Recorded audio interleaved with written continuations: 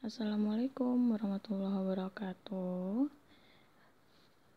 Halo, apa kabar anak-anak ini semua? Semoga dalam keadaan sehat selalu ya. Kembali lagi dalam pelajaran SBK atau Seni Budaya dan Keterampilan. Nah, di sini kalau kita kemarin sudah belajar yaitu tentang mengenal reklame. Seperti yang kalian tahu, reklame itu kan merupakan pemberitahuan kepada umum baik dalam bentuk barang, jasa, ataupun informasi, kegiatan dan sebagainya. Tujuannya agar masyarakat atau khalayak ramai mengetahui tentang produk, barang ataupun jasa yang ingin disampaikan kepada mereka, begitu. Nah, dan juga reklame itu hampir sama dengan iklan, tetapi yang membedakan antara keduanya adalah media penyampaiannya.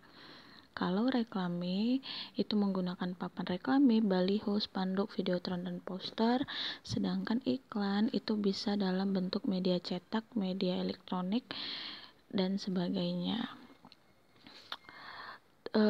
Nah, untuk hari ini kita masuk ke jenis-jenis reklame. Nah, reklame berdasarkan tujuannya ada reklame komersial.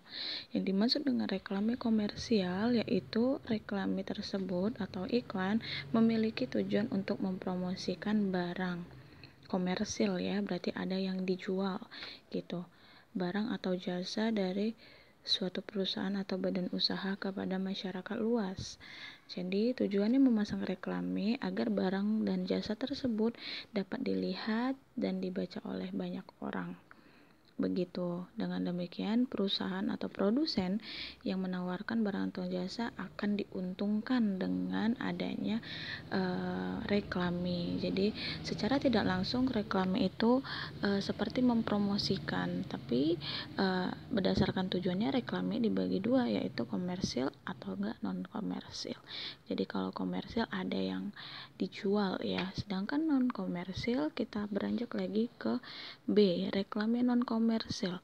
Nah, reklame non komersil memiliki tujuan yaitu memberikan penjelasan atau pemberitahuan.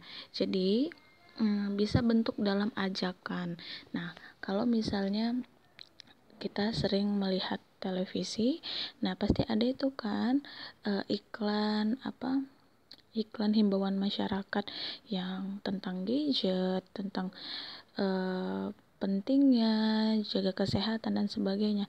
Nah, itu masuk dalam reklame non komersil. Dia yaitu tujuannya memberikan penjelasan atau pemberitahuan himbauan ya kepada masyarakat untuk melakukan isi pesan tersebut. Jadi ingin menyampaikan pesan secara tidak langsung begitu. Tetapi tidak ada tujuannya keuntungan di dalamnya. Itu bedanya ya komersial dengan non komersil gitu. Nah, reklame non komersil ini diharapkan dapat jadinya mempengaruhi masyarakat untuk melakukan sesuatu yang bermanfaat, pastinya untuk diri sendiri, orang dan lingkungan sekitar. Reklame non komersil biasa dilakukan oleh instansi pemerintah atau lembaga sosial. Nah, seperti layaknya keadaan saat ini, kita sedang dilanda wabah yang tidak diinginkan, sehingga banyak dong secara tidak langsung kita lihat di televisi iklan-iklan himbauan untuk stay at home atau tetap di rumah saja, yang untuk kegiatan yang tidak terlalu penting untuk berada di luar rumah, untuk kita tetap di rumah dan melakukan pekerjaan dari rumah dan sebagainya. Nah, secara tidak langsung kalian sudah melihat kan iklan-iklan tersebut di televisi. Nah, iklan itulah yang disebut atau reklame dalam bentuk non komersil. Ya, jadi paham ya pembedaan antara reklame komersial dengan non komersil. Nah, lalu kita masuk ke sini. Nah, ini ada reklame berdasarkan bentuk dan fungsinya. Kalau yang pertama berdasarkan tujuan, kalau ini berdasarkan bentuk. berarti bentuknya gimana. Nah, kita kan sering membayangkan kalau misalnya reklame yang jenisnya papan reklame itu bentuknya seperti apa, fungsinya untuk apa, dan semacamnya. Nah, di sini kita masuk ke bagian 2, yaitu reklame berdasarkan bentuk dan fungsinya. Jadi reklame itu bersifat luas ya, dapat dibaca oleh semua kalangan gitu. Reklame memiliki beberapa jenis berdasarkan bentuk dan fungsinya. Yang pertama itu ada brosur. Nah, brosur itu jenis reklame yang berbentuk lembaran kertas. Jadi seperti kalau kita lagi berkendaraan di luar dan ada kita temui seseorang membagikan selebaran gitu ya, lembaran-lembaran kertas. Nah, yang sering kita temui itu seperti promosi dari brosur yang ia bagikan. Promosinya itu mungkin kita ambil contoh promosi kereta gitu, kereta baru, beli cicilan kereta baru dan sebagainya. Nah, itulah yang dimaksud dengan brosur. Jadi dia berbentuk lembaran kertas gitu. Ciri-ciri dan brosur juga memiliki ciri-ciri, yaitu kertas tersebut dilipat dengan pola lipatan tertentu. Terus dapat brosur biasanya dapat ditemukan di tempat umum, dibagikan di jalan raya seperti yang dijelaskan tadi. Terus berisi informasi atas suatu kegiatan dan menawarkan produk barang. Jadi seringnya sih dalam bentuk komersil ya, mempromosikan barangnya ke khalayak ramai dengan cara membagikan di jalanan gitu. Kebanyakan kita temunya seperti itu. Bentuk brosur simpel, praktis, memudahkan untuk dibawa dan dibaca oleh masyarakat. Nah, itulah brosur. Lalu leaflet atau selebaran hampir sama. Leaflet lembaran kertas ini berisi informasi, kegiatan atau menawarkan produk dan jasa. Leaflet umumnya memiliki ukuran tidak lebih dari kertas A4. Terus leaflet biasanya dibagikan secara gratis di tempat umum seperti pinggir jalan, depan toko, atau mall. Nah, ini kalian bisa lihat ya, ini bentuk leaflet. Merupakan selebaran yang dibuat secara ekonomis dan dibagikan secara gratis. Nah, dia bentuknya seperti ini. Kurang lebih ini leaflet. Leaflet. Jadi menawarkan produk atau jasa bisa juga. Lalu poster. Poster umumnya berbentuk selembar kertas berukuran besar. Biasanya poster ditempel.